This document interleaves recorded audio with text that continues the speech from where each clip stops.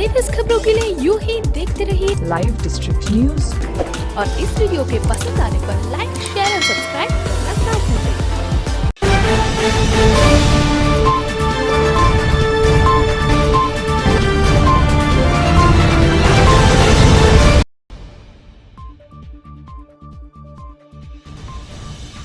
बाईस के विधानसभा नज़दीक आते जा रहे हैं, वहीं सारी पार्टियों ने अपना प्रचार शुरू कर दिया है। आज हम बात करते हैं उत्तर प्रदेश मुरादाबाद की। यहाँ बीजेपी से जेपी नड्डा साहब ने प्रचार के लिए, तो साथ में हमारे यहाँ के मुरादाबाद से बाट तरेपन से विनोद जी हैं। इनसे इन आने वाले वोटों में क्या चर्चा होने वाली है, किस बारे में बात होने वाली है और लोगों को क्या क्या लाभ मिलने वाला है, इनसे हम बात करते हैं। विनोद शर्मा मेरा नाम है, बाट तरेपन से हूँ मैं। और हम इस समय हमारे जो राष्ट्रीय अध्यक्ष हैं, माननीय राष्ट्रीय अध्यक्ष जेपी नड्डा जी की रैली में उनके विचार सुनने आए हैं और उनके मार्गदर्शन में ही हमारा बहुत बढ़िया इस समय उत्तर प्रदेश का चुनाव चल रहा है, जिसमें हम 300 से पार जा रहे हैं और 350 तक सीटें हमारी आ रही हैं। जैसे कि सभी पार्टियां अपना अपना दावा कर रही हैं और अखिलेश यादव कह रहे हैं, कुछ और पार्टियां भी अपना कह रही हैं कि इस बार हमारी सरकार आती है तो हम 300 यूनिट बिजली फ्री देंगे। कुछ ना कुछ लालच पब्लिक को दे रही हैं वो। अगर आपकी सरकार आती है तो इस बार लोगों को क्या नया देखने को मिलेगा? ऐसा है, अखिलेश यादव जी की अगर बात कहें तो 2017 से पहले 5 साल उनकी राज थी, तो उस समय अगर वो बिजली का करना चाहते तो बिजली का कर देते। वो बिजली पूरी दे नहीं पाए। 24 घंटे में बिजली आती थी, 15 घंटे, 14 घंटे, 12 घंटे। अगर वो बिजली की चिंता कर लेते तो आज ये 300 यूनिट का उन्हें नारा नहीं देना पड़ता। गुंडा राज को अगर दंगा ख़त्म कर लेते वो, तो ऐसा उन्हें अब जो ये जगह जगह जा रहे हैं, माथे पर तिलक लगा रहे हैं। भारतीय जनता पार्टी की माननीय योगी जी की केंद्रीय नेतृत्व वाली सरकार और प्रदेश में योगी जी के नेतृत्व वाली सरकार ने स्वतंत्र भारत के इतिहास में आज तक कोई ऐसी सरकार नहीं बनी जिसने इतने कार्य करे हो जो मोदी योगी जी की सरकार ने करे हैं आम जनता के लिए। जैसे कि सभी पार्टियां अपना जनता को कुछ ना कुछ लालच दे रही हैं। अखिलेश यादव भी मन से एक बात बोल रहे हैं कि हमारी सरकार अगर आती है तो हम 300 यूनिट बिजली फ्री देंगे। अगर मोदी जी की सरकार आती है तो इस बार पब्लिक को कुछ नया क्या देखने को मिलेगा? अखिलेश यादव या अपना दल या और पार्टियां जो लालच दे रही हैं उनके पास कुछ नहीं है। मुंगेरी लाल के हसीन सपने देखना सबको अच्छा लगता है, मगर मैं ये विश्वास दिलाना चाहता हूं, अगर भारतीय जनता पार्टी की सरकार आई तो माननीय मोदी जी ने देश के निवासियों के लिए ऐसे ऐसे कार्य किए हैं, जिनमें से कुछ कार्य मैं आपके सामने गिनाना चाहता हूं।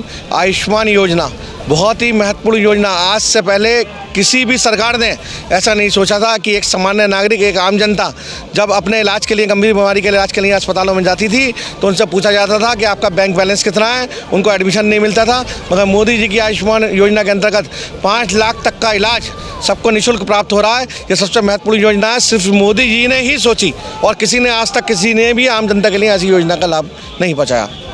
जैसे कि आप कह रहे हैं बीजेपी से हमारे साथ जुड़े थे, इन्होंने कहा कि बीजेपी जब भी अपना चुनाव लड़ती है, विकास पर लड़ती है, ये पार्टी आती है, अपने वादे करती हैं लेकिन पूरे नहीं करती। सिकर की गूंज से धर्मवीर सैनी के साथ मनोज सैनी की रिपोर्ट, मुरादाबाद। दिनांक 5 फरवरी 2022 मुरादाबाद में भाजपा के राष्ट्रीय अध्यक्ष जेपी नड्डा ने शनिवार को साम्राही होटल में भाजपा के जनसंवाद कार्यक्रम में केंद्र की मोदी और प्रदेश की योगी सरकार के विकास कार्यों को गिनाते हुए बगैर नाम लिए सपा पर भी खूब निशाने साधे।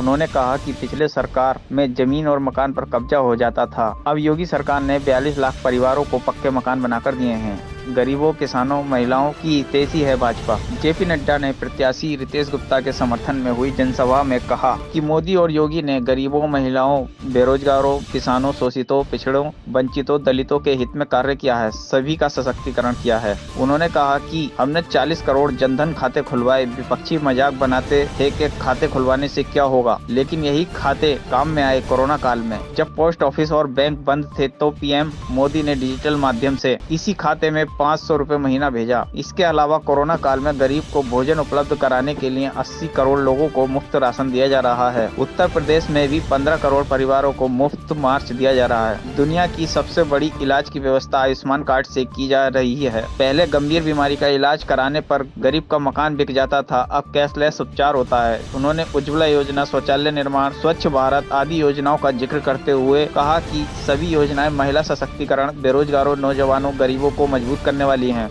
जेपी नड्डा ने कहा कि स्वच्छता की बात तो गांधी जी करते थे, असल महात्मा गांधी तो चले गए, उसके बाद भी जितने गांधी आए उन्होंने सिर्फ उसकी राजनीति की। उसके बाद जब मोदी प्रधानमंत्री बने तो लाल किले की प्राचीर से कहा कि स्वच्छता अभियान चलेगा। तब भी विपक्ष के लोगों ने मजाक उड़ाया था, लेकिन गरीब का दर्द वो नहीं जानते थे जो चांदी की चम्मच से खाना खाते हैं। उन्होंने कहा कि भारत की तस्वीर बदलने में पीएम मोदी और सीएम योगी आदित्यनाथ ने उत्तर प्रदेश की तकदीर और तस्वीर को बदलने में कोई कसर नहीं छोड़ी है। आज हमें एक उभरता हुआ उत्तर प्रदेश दिखता है। उन्होंने कहा कि कार्य के आधार पर वोट देना है और भाजपा को विजयी बनाना है। जानकारी के लिए देखिए पूरी खबर लाइव डिस्ट्रिक्ट न्यूज पर।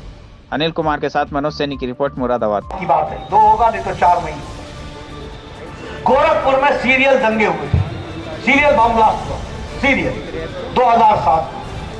2 लोग, एक बांग्लादेश का टेररिस्ट ग्रुप है हरकत अल इस्लामी जिहाद, इस तरीके का कोई नाम है उसका, और दूसरा इंडियन मुजाहिदीन जो पाकिस्तान का स्पॉन्सर है। इसके 2 लोग, एक का नाम था शहाबुद्दीन और एक का नाम था मुजाहिद। एक जौनपुर का रहने वाला था और एक आजमगढ़ का रहने वाला था। यूपी पुलिस नहीं पकड़ पाई, एनआईए ने पकड़ा और पूछताछ में पता चला कि ये लोग गोरखपुर में सीरियल ब्लास्ट गोल घर में करने वाले लोग थे। ऑन रिकॉर्ड बोल रहा हूं मीडिया वाले, आप नोट कर लेना और अखिलेश से पूछना। मैं चाहूंगा कि आप अखिलेश जी से पूछिए। अखिलेश जी ने मुख्यमंत्री बनने के बाद इनके खिलाफ केस ड्रॉप कर दिया, केस को बंद कर दिया और इस केस को समाप्त कर दिया। इलाहाबाद हाई कोर्ट ने कहा मुख्यमंत्री तुम ये केस बंद नहीं कर सकते हो, भारत के कानून के अंतर्गत ये केस चलेगा, कॉग्निजेबल ऑफेंस है, ये केस चलेगा। आज वो दोनों लोग जो हैं वो आज आजीवन कारावास में जेल के अंदर है। ये हम सुधार। दूसरी घटना घटी जिसमें रामपुर में तारीख थी 31 दिसंबर 2007। रामपुर में CRPF central reserve police force के कैंप पर आतंकवादियों ने हमला किया। 7 सीआरपीएफ के जवान मारे गए। 7 माताओं की कोख सूनी हो गई, 7 बहनें विधवा हो गई, 7 परिवारों के बच्चे अनाथ हो गए। केस चला, मुख्यमंत्री अखिलेश जी थे। अखिलेश जी ने, वो भी यूपी पुलिस नहीं पकड़ पाई, एनआईए ने पकड़ा नेपाल के बॉर्डर पर, भारत के जमीन पर, और पूछताछ की गई तो 7 लोग पकड़े गए, जिसमें बिहार का सबसे बड़ा इंडियन मुजाहिदीन का जो कमांडर था शहाबुद्दीन, बिहार का रहने वाला, वो पकड़ा गया। केस चला, अखिलेश जी मुख्यमंत्री बने। अखिलेश जी ने केस को ड्रॉप कर दिया, केस वापस ले लिया, आतंकवादी का केस वापस ले लिया। फिर इलाहाबाद हाई कोर्ट ने कहा आप ये केस वापस नहीं ले सकते, सरकार को अधिकार नहीं है, यह कानून के अंतर्गत आता है, केस चलेगा। और केस चला, 4 लोगों को सजाए मौत हुई और 3 लोगों को आजीवन कारावास हुआ। ये हमको याद है। मित्रों, आप मुख्यमंत्री होकर के किसकी क्या शपथ लेते हो? मैं संविधान की रक्षा करूंगा, मैं संविधान को अक्षुण्ण रखूंगा। आपने क्या किया? मैं आतंकवादियों को छोड़ के देश के खिलाफ काम करूंगा, यही काम किया। आप लोगों तो सपा में गुंडे हैं। अरे ये गुंडागर्दी और सपा ये पर्यायवाची है।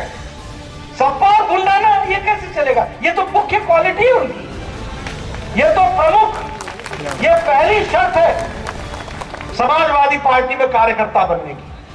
आजकल उनकी भाषा सुन लीजिए, 10 तारीख का इंतजार करो, 10 तारीख का इंतजार करो।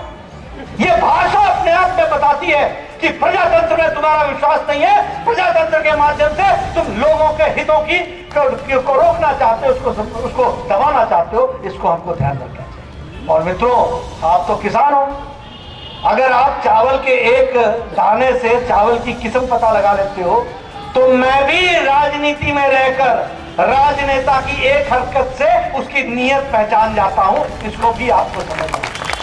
ये क्या है? आतंकवादी को छोड़ना, एक नहीं 2 केस बता दिए मैंने। और मीडिया वालों से मैं कहूंगा कि जब अखिलेश जी आए और उनके छोटे भाई, वो आजकल जो सहयोगी बने हुए हैं, दोनों आजकल प्रेस कॉन्फ्रेंस, हर इलेक्शन में प्रेस कॉन्फ्रेंस में लोग बन जाते हैं, हर इलेक्शन।